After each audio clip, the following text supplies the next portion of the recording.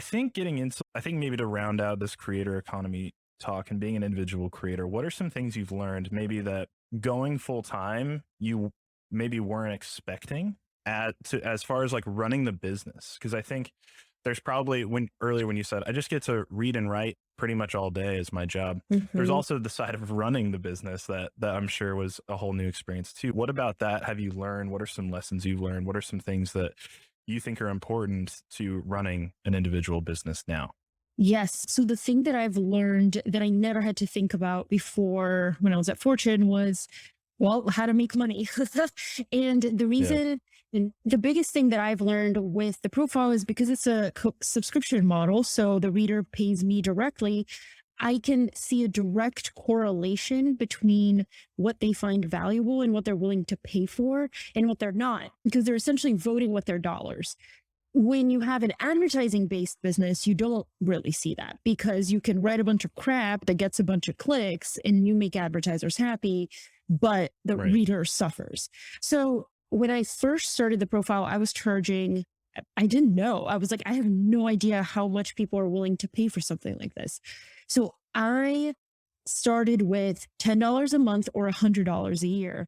And then there were some people who paid that, but then I got a bunch of emails that were like, I won't pay $100 a year for this, but I will pay 50.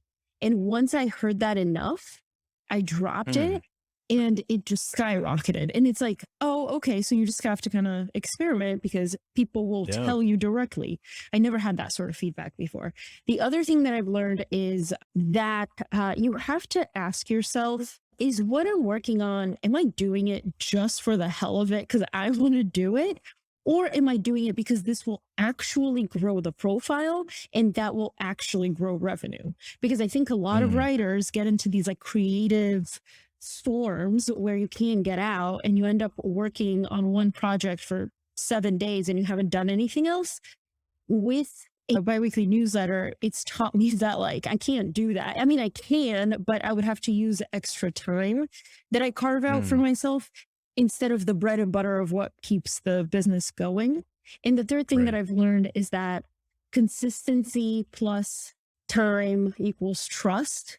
You Mm. cannot gain the trust of anybody, whether it's professionally, personally, anywhere in business without keeping your word and being really consistent over time and reliable. The reason that I think I've done so well in my journalism career is not because I was the best writer.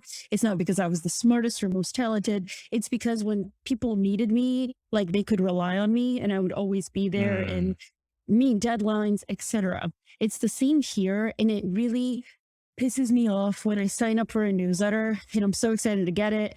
And then the writer's like, I'm taking a vacation for 2 weeks. And I'm like, well, great Right. for you, but I just signed up. I'm new to you.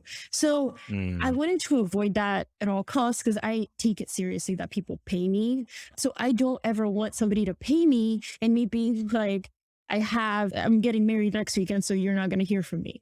So I always, whenever I knew that there was a life event coming up that would take a big chunk of my time, or there's always emergencies and you get sick and things happen. So Sure. I have created kind of a bank of content that I can rely on in those times that all I have to do is schedule it. It goes out. People still get the consistency and I still get to take a break.